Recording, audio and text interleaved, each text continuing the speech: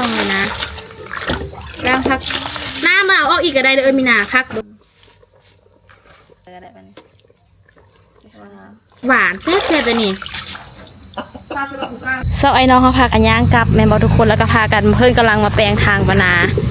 อย่ามาพี่ลูกค่ะมากับเพชรเกิร์2 คนว้าว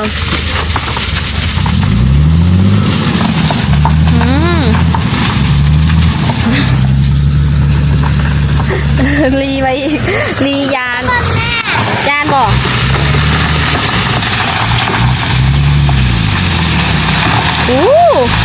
โอป้าติโท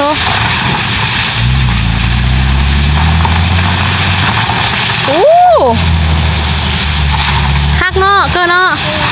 โอ้แพงลูกกูจะขอโทษฮอนไล่แล้วให้เกินหน้าแดงมาแล้วไปเฮาชิบุย่างขึ้นเลยบอไปขึ้นเลยผู้เดียวเลยไปตุกยางเอานี่ฮอนอ่ะเบื้องหน้าน้องตุ๊กแดงมาแล้วกับไทเกอร์หน้าแดงน้องตุ๊กเป็นคนหนึ่งที่แบบว่าอากาศฮอนอันนี้นะจะมีอยู่2 ทางบนหน้าแดงกับเลือดกำเดาไหลแต่ว่าเป็นคนหนึ่งที่แบบฮอนหรือว่าอายแบบเป็นคนโบหรือว่าอาการฮอนโบสิหน้าจะแดงหน้าจะแบบเจ็บหนูเลย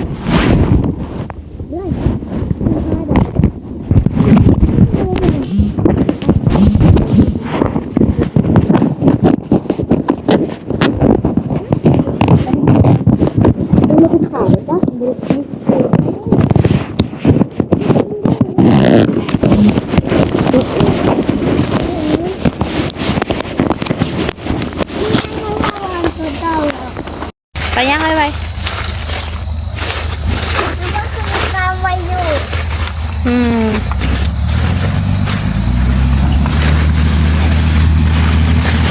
ย่างไปเลิกนะไวได้ปะ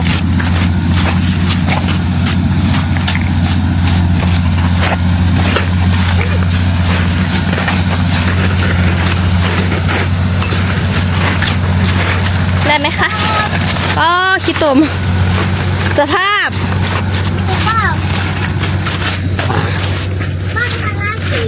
หน้าแดง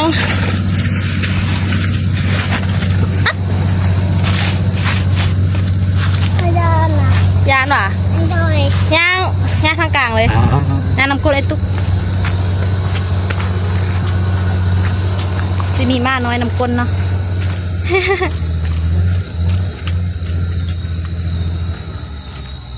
เราอังลมเด้อ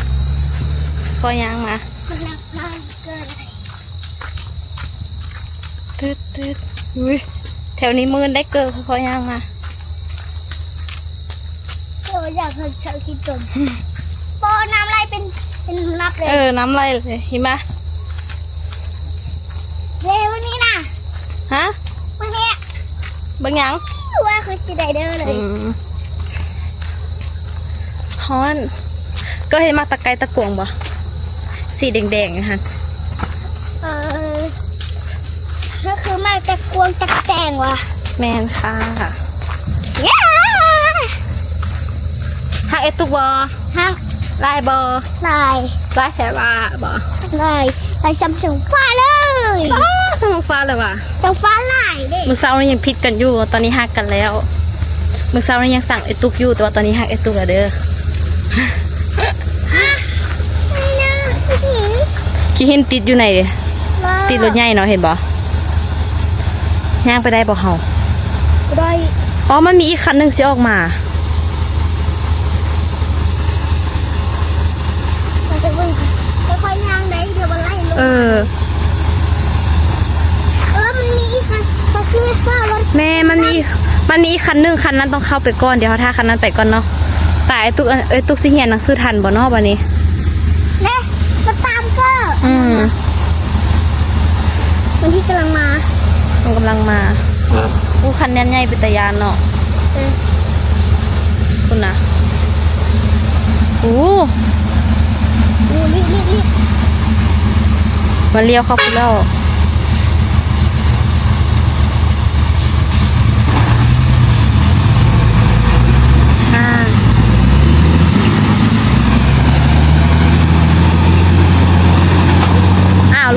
เอ่ยเพิ่นคือบอกเขาขี้น้ำแน่เนาะเกินเนาะเคยท้องเถื่อนเลยเนาะคันเขาได้ขี้นะแล้วมันไปยังคันเพิ่นเอาเขาขี้น้ำเขากระทอดเถื่อนเลยเนาะเกินเนาะโอ้ยย่างไปแล้วเย็นน้ำมันวะย่างไปเลยเขาจะไปเย็บขี้ต้มมันไหมเอ่ยไปย่างเย็บไปหันย่างเราขี้ต้มเย็บคืนนี้ก็ได้ย่างคืนนี้เย็บขี้ต้มตรงนั้นนี่ไรย่างไปทางคุณก็อย่าไปลงขี้ต้มเดี๋ยวลูกย่างคืนนี้นะเหมือนคุยกับใครก็ไม่รู้เห็นบอกตุ๊กบอกให้ย่างมานี่เห็นบอกฟังความตุ๊กเขาอยากดิ้งขี้ต้มสิหามันนี่เบิ่งออกเดี๋ยวย่างไป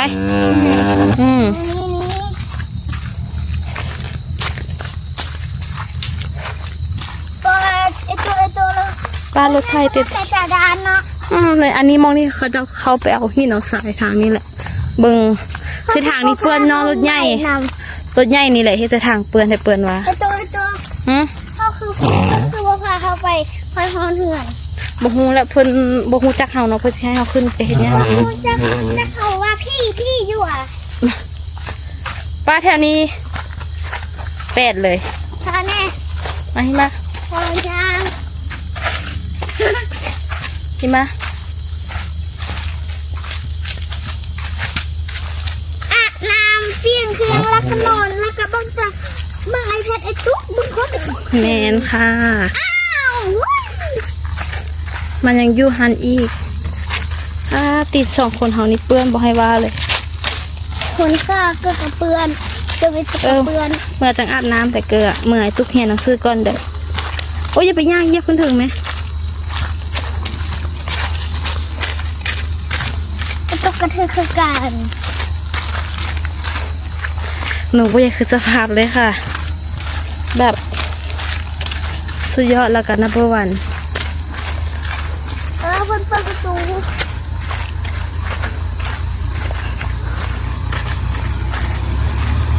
เฮ้ยเ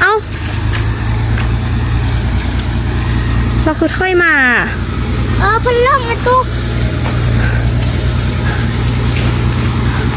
แล้วเข้ามาปั้นก้น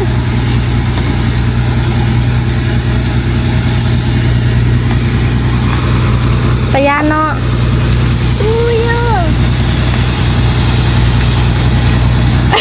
สาบซาสิให้จะได้เกาะพันล่องไอ้ตุ๊กฮะพันล่องเปลี่ยนเสื้อมาไป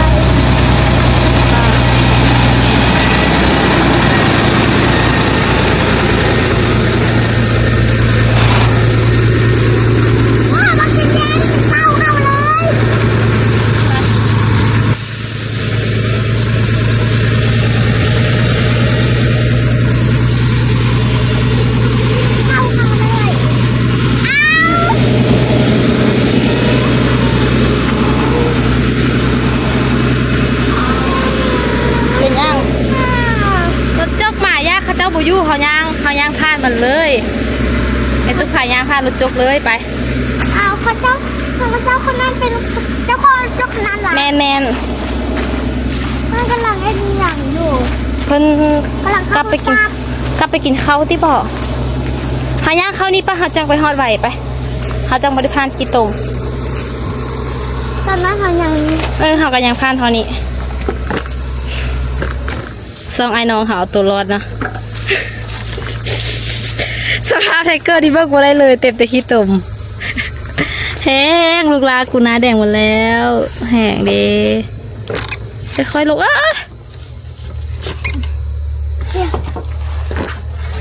ขอโทษด้วยลูกเด้อพามาทุกมายาก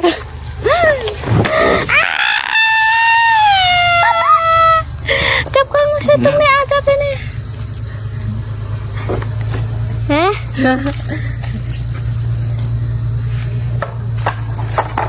ให้เอาตุ๊กเลยแม่โอ๊ยไปเห็นยังไงจะให้เอาตุ๊กเลยแม่จับกล่องให้ตุ๊กเลยแม่ไม่ให้ตุ๊ก ไว้เลยนะไปละยังจ๊ะไอตัวเพื่อนเวียนไปกินข้าว แม่ไปกินข้าว เพื่อนหิวข้าวนะ แม่หิวข้าวคุณแม่ไปกินข้าวอยู่คุณไอตัวคนนั้นเป็นเจ้าของรถยกเพื่อนก็มีรถตามเพื่อนมีรถตาที่เหลือก็มีรถตาสีขาว แม่ย่างมาจะกลับมา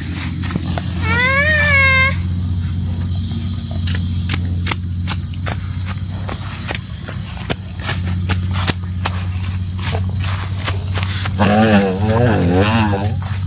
ล้วไม่เห็นรถยกเพื่อนคือมากมายเลยตัวนี้ก็หูคือกันแล้วรถยกเพื่อนกันท่อยลงไปหน้าเขาสองคนคือแดงแต่เกิร์บางหน้าสองคนตัว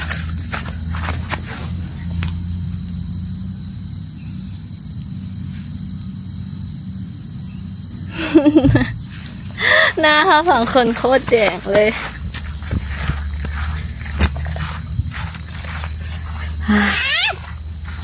Let's go สบายดีสวัสดีค่ะอุ้ยเขาท้องสุก็ใส่เสื้อตัวนี้ละงามเลยนี่โทรศัพท์นี่โทรศัพท์นี่สิเป๊ะโอ้ยน้องเมื่อยดิค่ะกันย่างมาหนากับพร้อมไทเกอร์เมื่อยวะพากันซีเฮ็ดตำมะฮุ่งกับแกงข้าวปลาสวัสดีค่ะนั่งวันนี้มันถนัดครับ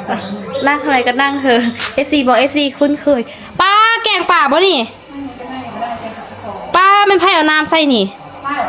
ป้าอะไรให้ไล่วะป้าจะกระเบื้องโมเลยเด้อพี่ลึกน้ำไล่ให้ไล่วะเธอเราแกงสู้น้ำมันบ่โหนี่ผม FC ถามว่าน้องตุ๊กตาทักเปียผมได้บ่เปียได้ค่ะทุกคนนี่เปียได้ค่ะเดี๋ยวสิมานั่งพักก็เด้อนั่งพักเดี๋ยวจ้องไปเหียนนั่งกินข้าวไปนำสิเหียนไปนำท่าเบิ้งเลิศน้องตู้หิวข้าวแห้งแบบเหียนภาษาจีนบ่าย2 ตรงนั่นบ่อันนี้บ่าย2อันนี้บ่าย1 โมงครึ่งละพักน้านี่กลับตำมะฮุ่งเนี่ยบ่กลับอะไรมันกลับตำมะฮุ่งเนี่ยเนาะใส่แกะไล่ก่อนดีประมาณนี้แบ่งบ่แบ่งกับตำมะฮุ่งบ่แบ่งเวลาลมกันมันจังแบบมีซีซั่นค่ะนะแบบเห็นจ้ะเฮ้ยมาก็เฮ้ยเดี๋ยวก่อนทำมาเห็นแล้วจะอาบน้ำอีกคือนึงนี่อาบน้ำห้วยอีกว่าค่ะโอ้เดี๋ยวนี้ฝนตกนอนน้ำห้วยไล่ผัก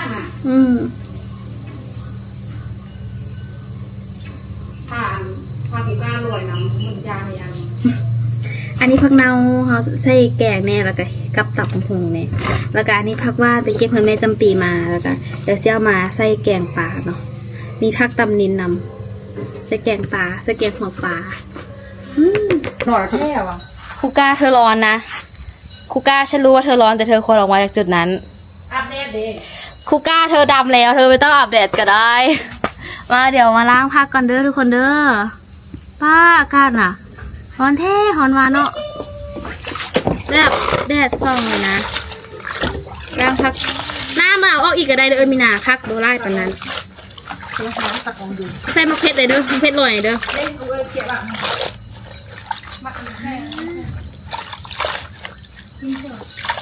ผักหวานแซ่บๆเลยนี่ซาเซลคุก้าด้วยน้ำมวนใส่คุก้าก็อาบน้ำก็อาบน้ำแล้วอ่ะอาบน้ำนี่เราเพื่อนเฮียน้ำก้าวเพื่อนเฮียน้ำเป็นอะไรมือจุ่มใส่น้ำพอดเลยโทษใครไม่ได้โทษตัวเองเลยไม่โทษแต่โทษตัวเองแล้วเมื่อไรจะโทษคนอื่น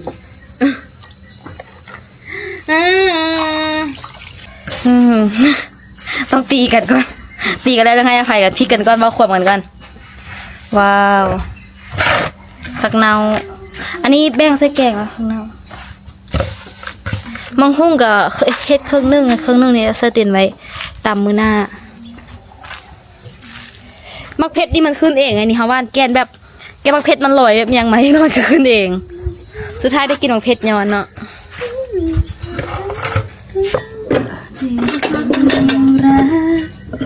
ทำไมสามมันเห็นแต่อันเดียวมันซับเข้ามา I don't know นะ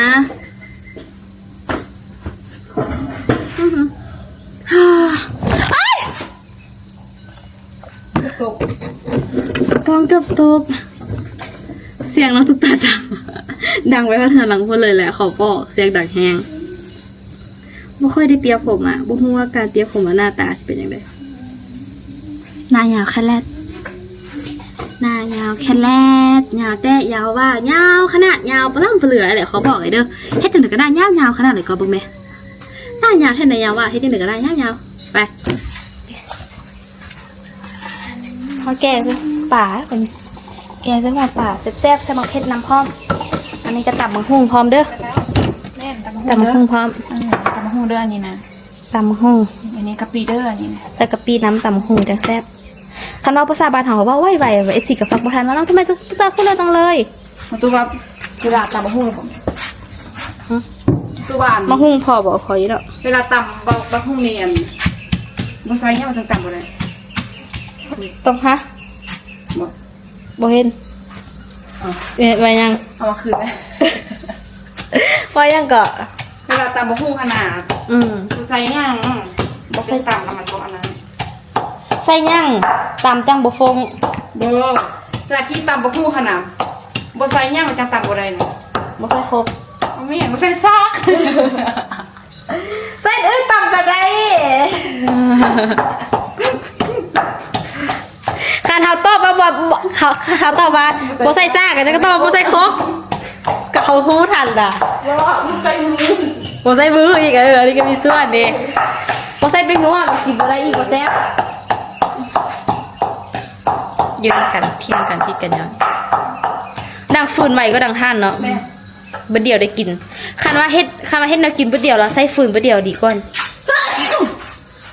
น้ำลายเนาะเต็มหน้าเฮา เสียงจังใส่จานแบบนี้ ว้าว ลืมอะไรใช่ไหม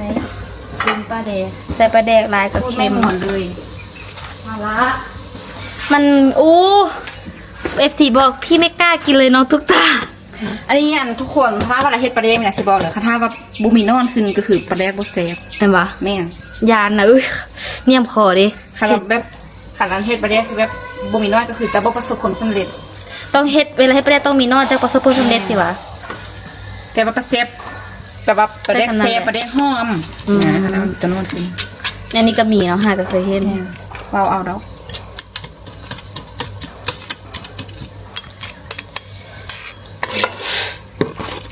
ยานเค็มเนี่ยบ่บอกอยู่เค็มอีหลีเดี๋ยวมันเค็มเท่งก่อนปลาแดงปลาจันนะ ปลาแดก อันนี้ เอามาซึ่ง จะบ่ได้เอาตะไคร้มาใส่ป่ะลืมบอกใส่ตะไคร้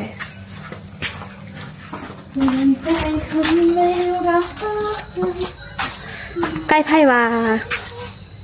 ต้นตาล ไก่ไทเกอร์ ถ้าว่าไทเกอร์มันก็ว่านั่นแหละไก่มันแบบว่าไก่ถามว่าแม่น่ะไก่เกลือน่ะอู้มึงใบน่ะเด็กเขามีใบ ใบกะเพรา เดี๋ยวแบบยามได้เชียร์ไปกับเขาเนี่ยเป็นเลาะคลองไปแล้วโอ้เป็นสิ่งที่แบบ ใบกะเพราดีแต่เงินมากินขนาดใบกะเพรา เป็นสิ่งที่แบบไม่มีช่วงตัวเนาะตอนเชียร์เท่าไรกันแบบไปข้อเขาจะตลอดข้อเขาจะไล่กันเกรงใจแต่จะเอามาเท่าไรกับเท่านี้เลย ไป อะไรกันก็ขึ้นเลย เอาอันนั้นไว้พันหัวอันใบใกล้นะทุกคนอะตอนโมโหทุกคนเป็นคือกันวะนี่นะเขาจะใส่ใบนี้พันหู อันนี้นะพันหู ใช่เขาต้นบัตรพันคือว่าเห็นที่หูเห็นหลึกไป โมโหเขาจะว่ามันมีเสื้อพยาธิได้แต่ว่าตอนน้อยกับมักใส่พันได้เอาลูดๆแล้วก็เอาใบพันหูตึ๊ก รู้หมดแต่อดไม่ได้ รู้หมดแต่อดไม่ได้อีหลีอันนี้เรื่องแท้แบบหูบ่ได้แต่ว่าอดบ่ได้คือแบบมันเฮ็ดละประมาณเนี้ยทุกคนอ่ะขั้นตอน เอาลงเธอเอาผักอันนี้ลงก่อนผักหวาน